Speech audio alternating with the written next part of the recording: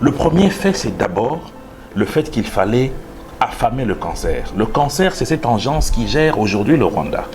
Parce que le Rwanda vit, dans les 4 milliards qui constituent son budget annuel, vit à 50% des apports extérieurs. Justement, en démontrant que le Rwanda est un pays qui viole, qui tue et qui pille, disons l'engeance qui est en train de gouverner ce pays, eh bien la plupart des robinets sont fermés pour ce pays.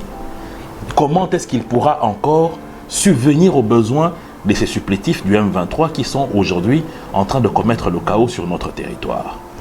Et pour la première fois, depuis 1997, on a pointé du doigt le bourreau. Et vous savez que M. Kagame est un individu narcissique, à la limite sociopathe, qui a l'habitude de ne se voir jamais contredit. Mais pour la première fois, il voit que tout un peuple derrière son président dit non à son agression. Grâce à cette diplomatie, le Rwanda a raté 281 millions de livres sterling qu'il devait avoir avec le commerce de la chair humaine, comme c'était prévu avec les réfugiés qui se trouvent en Grande-Bretagne. Il a perdu ainsi les appuis financiers de l'Union européenne pour son armée.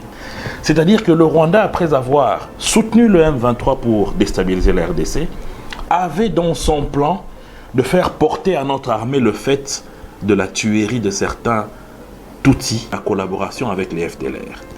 Le président de la République, ayant compris ça, a voulu non seulement qu'il y ait des témoins, mais qu'il y ait aussi une force qui va contredire cette version des faits. Et cette force, c'est laquelle? C'est d'abord la MONUSCO, mais aussi aujourd'hui les troupes de nos pays frères de l'EAC.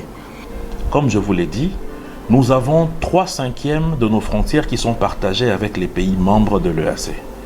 C'est un marché énorme que nous ne pouvons pas louper puisque ça représente près de 280 millions d'âmes de consommateurs. Cela est important pour les produits qui sont manufacturés en RDC et pour les commerçants de RDC qui veulent aller commercer dans ces pays.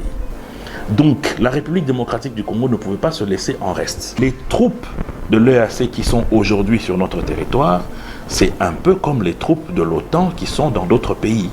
C'est-à-dire aujourd'hui, ces troupes vont, si le M23 à la limite continue de ne pas respecter ce qui est décidé par les différentes conférences des présidents de la République, ils vont se retrouver malheureusement dos non seulement à nos forces de l'ordre, mais aussi à ces forces de l'EAC.